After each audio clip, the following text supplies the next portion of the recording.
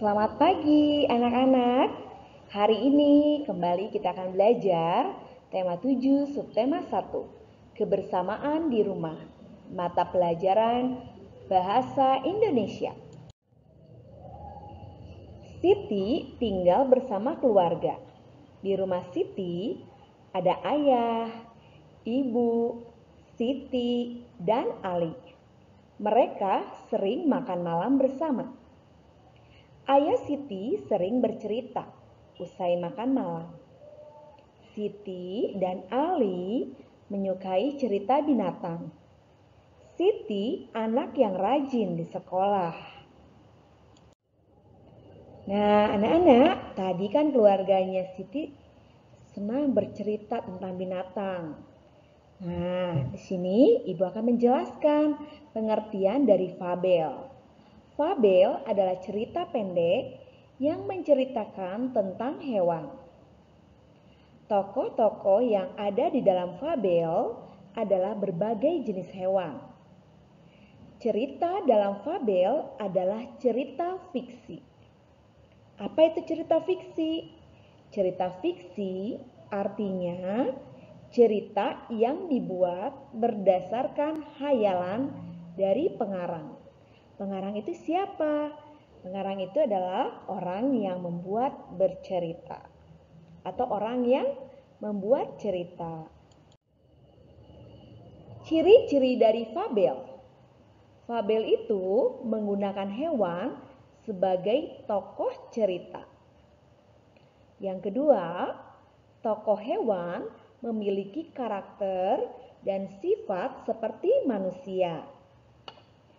Lalu, ciri-ciri fabel berikutnya yaitu memiliki alur cerita. Dan yang terakhir ialah memiliki pesan-pesan kebaikan di dalam ceritanya. Itu tadi ciri-ciri fabel. Dalam dongeng ada unsur-unsurnya, yaitu tokoh. Tokoh yang berperan dalam cerita tersebut. Misalnya, jika ceritanya tentang si kancil dan kupu-kupu, berarti tokohnya yaitu kancil dan kupu-kupu. Gitu. Lalu, latar adalah tempat terjadinya dongeng. Tempat terjadinya dongeng bisa di sebuah hutan, atau kalau ceritanya lumba-lumba dan buaya, berarti ceritanya latarnya terjadinya di mana? Ya betul, di laut atau di perairan. Itu tadi latar. Selanjutnya, watak. Watak adalah sifat dari masing-masing tokoh dalam dongeng. Jadi, watak itu adalah sifat. Jadi ada yang sifatnya licik, ada yang cerdik, ada yang baik hati. Itu tadi watak. Selanjutnya, amanat. Amanat adalah pesan dalam sebuah cerita atau dongeng. Nah, beberapa hari ini Ibu sudah memberikan literasi amanat. Nah, di akhir literasi selalu ada pesan kan? Nah, sama seperti ini.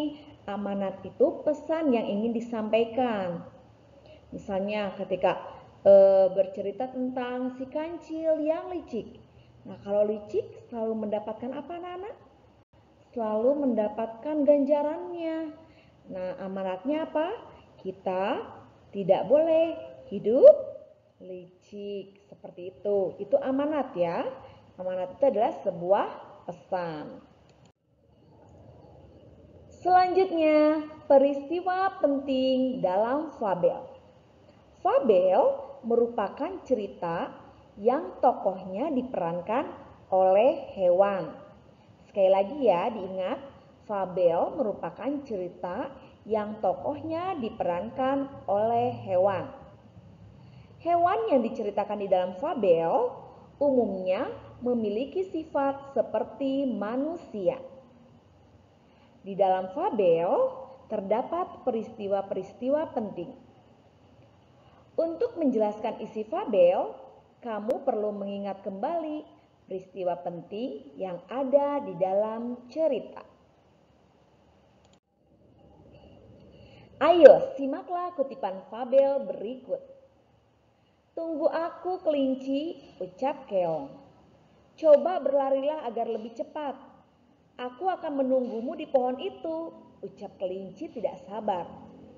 Keong, lama sekali jalannya. Kalau begini, aku bisa terlambat ke perkemahan. Kelinci bergumam.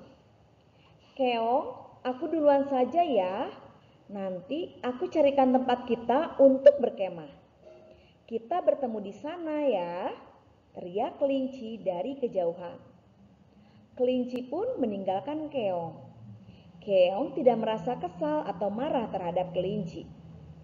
Ia mengerti sahabatnya ingin mendapat tempat yang bagus untuk berkemah. Walaupun ditinggal keong, tetap berusaha ke perkemahan dengan kemampuannya. Akhirnya, keong pun sampai di perkemahan dan bertemu dengan kelinci. Nah, anak-anak, setelah tadi kita membaca cerita tadi antara keong dan kelinci, ayo kita perhatikan peristiwa penting berdasarkan cerita tersebut. Yang pertama, keong dan kelinci akan pergi berkemah. Betul tidak? Ya, itu ya peristiwa pentingnya. Yang kedua, kelinci meninggalkan keong karena keong lama sekali jalannya. Lalu peristiwa penting yang ketiga, keong tidak marah atau kesal saat ditinggalkan kelinci. Nah, itu tadi ya anak-anak ya, cerita tentang keong dan kelinci. Jadi dalam sebuah cerita pasti ada peristiwa pentingnya. Baik anak-anak, demikian pembelajaran kita hari ini. Anak-anak, perlu diingat kembali ya, hari ini materinya tentang fabel. Terima kasih anak-anak.